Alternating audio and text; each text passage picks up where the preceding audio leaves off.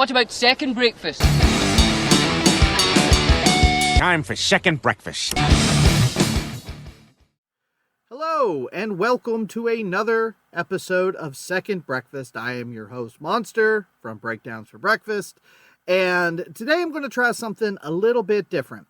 If you listened to our episode earlier this week, we did the album Dispose by the band The Plot in You.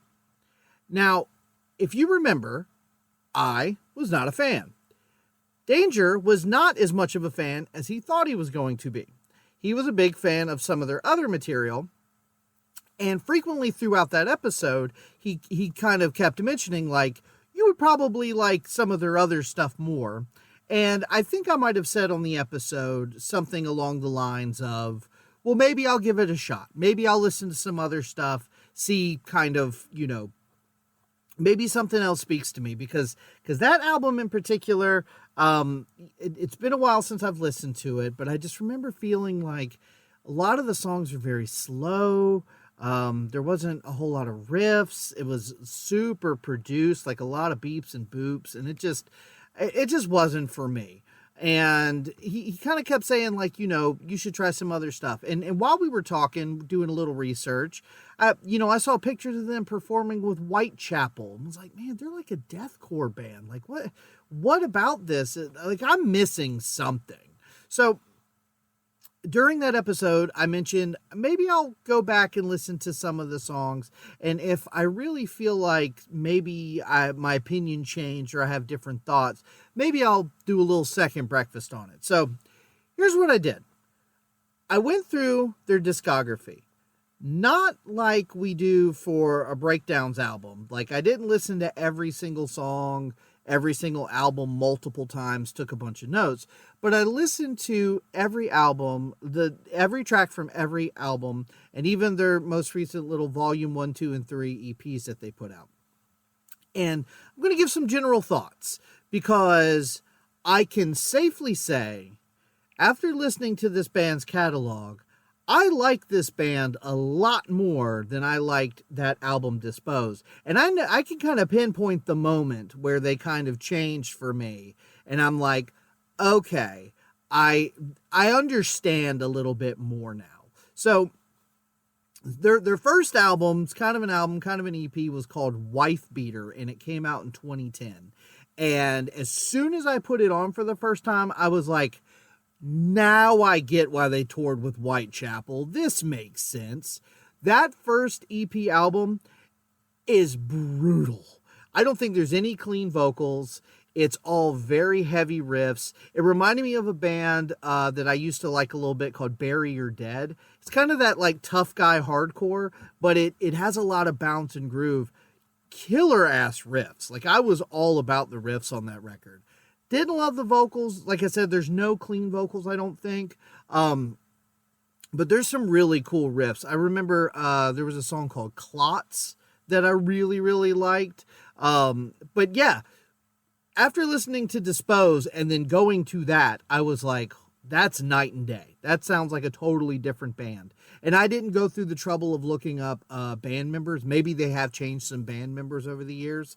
I remember Danger saying that on Dispose, it was the first time that the whole band sort of contributed to the writing. Usually it was just the vocalist, which that seems to be the way it goes now. There's usually like one guy that can kind of do everything, and then everybody else kind of pitches in here or there. But yeah, if you're a fan of bands like Throwdown, Bury Your Dead, 18 Visions, I've always called it tough guy hardcore, but there's some other stuff in there too. It's not just that. But if you're fans of those bands, that first thing from 2010, like I said, I think it's like 9 songs or something. That's another thing.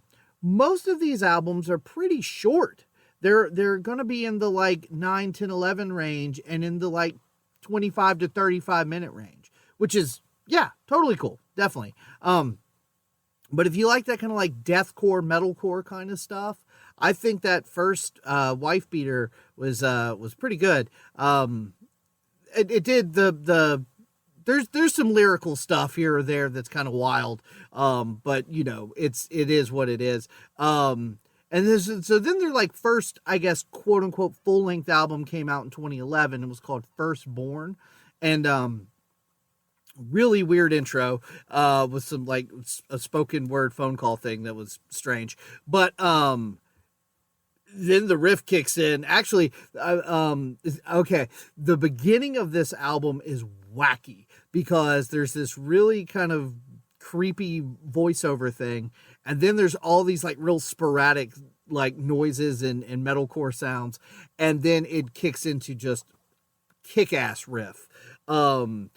But on this album, you can hear them starting to implement the clean vocals a little bit more. So we're already starting, I don't want to say softening up, because this is not a soft record by any means. But you can tell that they weren't going to just stay in the lane of deathcore, metalcore kind of stuff. In addition to the clean vocals, you can also hear them starting to incorporate some more like post-hardcore, emo, screamo, even a little bit of like punk into the sound. It's not so chuggy. There are still some killer riffs. And I think I like the riffs better on Wife Beater, but I think the songwriting is getting a little bit better. I do think that the clean vocals, you can tell the vocalist was getting used to trying to sing clean, because it sounds a little weak compared to just how full and strong his scream and his dirty vocal is. I do like this one a lot. There's a fun song on here called Rat Poison that does these like, there's just all these little sections with all these different riffs and sounds and stuff, and it's a lot of fun. I like this album pretty good too. Next record was 2013, Could You Watch Your Children Burn? Which, again, like I said, the lyrics on some of these songs, the song titles, album titles, clearly you're getting the vibe. There's some dark shit going on. And I, like I said, I did not dig super deep into this like I would for one of our albums, because I'm digging super deep into one of those albums for another episode. So this was a real cursory glance, but I will say there's a lot of stuff on these that I will probably go back and listen to again at my leisure, because I did really like it. Now this is, to me, I feel like when they start to kind of become what they were on Dispose. Not a 1-for-1, but this is where we start to get bigger production, there's more melodic moments. And I think that it has some highs, but this is the album where it kind of, I don't know. There's still some really cool stuff. There's a song, there's a good example of the clean vocals getting better is there's a song called Digging Your Grave that has a really nice, big, clean chorus. And you can tell the vocalist is becoming more confident and experimenting with his clean vocal. And speaking of which, there's another song called Population Control that I think is almost like, what's the word I'm looking for here? He's almost rapping. It's not quite a 1-for-1 to be called rapping, but it sort of has that vibe. But it's a cool song. It's got some cool riffs. But as the album progresses, the last couple songs, I don't think it's I know the last song is called Glad You're Gone, but there's another one near the end called Sober and Soulless. And I think those two really capture where they are going to go. I don't hate it. It's just that I feel like those first couple albums were very riff oriented. They were very guitar driven, and Could You Watch Your Children Burn still is mostly that, but you can feel them starting to pull away from that and trying to make their own thing. There's a lot of stuff I like on it. This is one of those albums I would say that, like, if this was the first thing I heard, I would probably like it. Because I heard Dispose, I was already kind of on this band, but then I went back and heard Wife Beater and Firstborn and was like, oh shit, they used to do that? I like that. So then this one was like kind of in between that. And I think I would have really liked it had I not heard all the other stuff first. So that's a cool album. But then the next one, 2015, Happiness in Self-Destruction. This is kind of where I'm starting to tap out. Not that it does anything wrong. Very similar to Could You Watch Your Children Burn? It's a mix of the melodic stuff with the riffage, but we're getting farther away from the guitar driven and getting a little bit darker. The atmosphere on this album is almost oppressive. There's a lot of songs where I felt like it was just very down tempo, very moody. It definitely has a vibe, but it's not a vibe I particularly like to dwell in. So Danger probably loves it. But no, it's just, this is like, I think Could You Watch Your Children Burn would have been sort of like, okay, this is cool. I'm good with this. But now we're getting into, I'm done. This isn't for me anymore. There's a couple of songs that I like because they do still get a little weird. There's one called Die Like Your Brothers that is so weird and kind of off kilter that it's hard not to kind of enjoy for what it is. But here's the other thing. Every one of these albums, like I said, is 9, 10, 11 songs, 30, 35 minutes. This one is 15 songs and almost an hour long. And for me, this style of music, the way they present it here, that's too much. That is way too much for me. And I was definitely getting, I think the one thing that I think this album does nicely, though, because of the length and because of the oppressive nature of the production and just vibe of it all, I do feel like there's a kind of a portion near the back half that picks up the energy a little bit. So that's, I think that they sort of did that to kind of compensate a little bit, but it's still just, and so then was Dispose. I think that was they started taking a lot more time in between records, because I want to say that was 2018 or 2020, maybe something like that. If you want to hear what I thought about that, we have a whole episode. And then 2021 was Swan Song, which was the one Danger said kind of got him into it. And I like it. I think I like Swan Song better than I like Dispose, but they feel very similar to me. I will say Swan Song has a little bit more energy. I think it has a little bit more, there are some riffs. I kind of remember Dispose being like riffless. Like it just sort of, there was a lot of that sort of just kind of meandering, kind of droney kind of stuff. That's cool, but it's just not for me.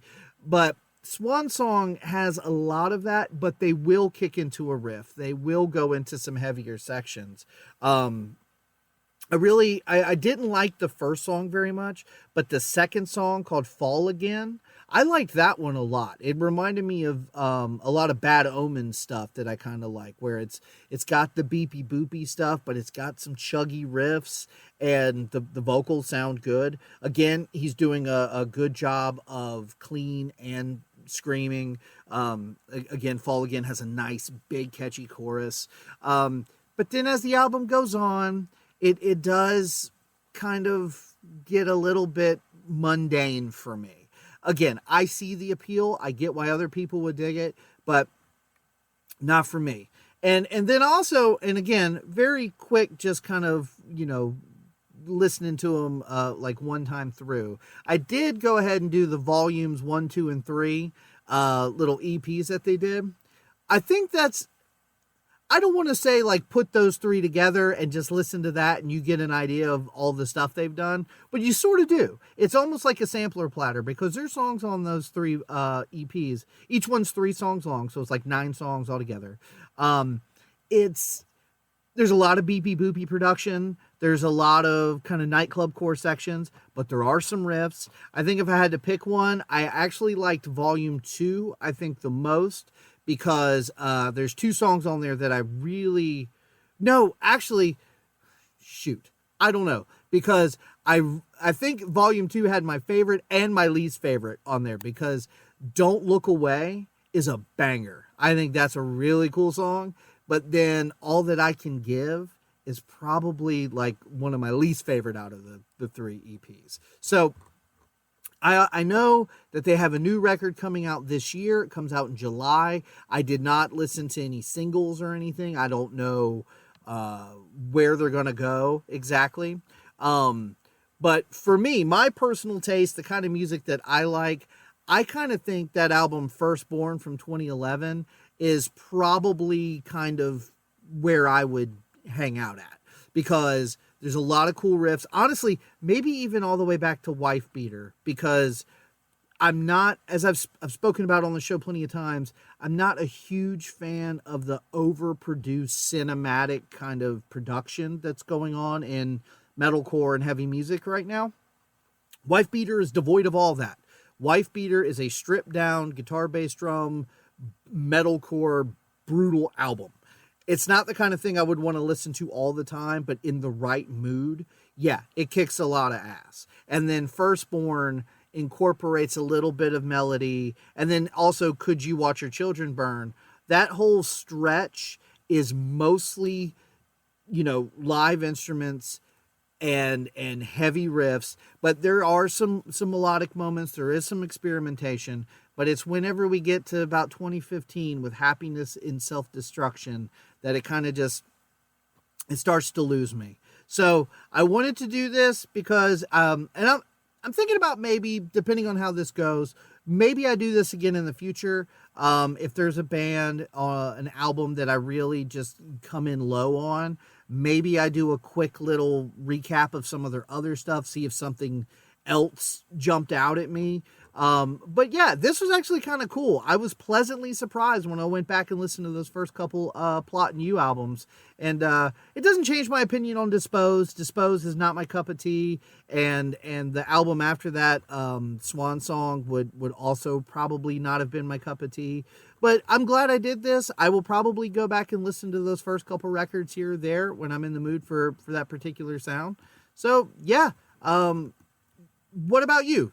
Did you like Dispose, Swan Song? Do you like the Plot and You the way they sound now? Did you prefer them back when they were more brutal, or do you just not like them at all? But yeah, thanks for hanging out, and hope you have a great day.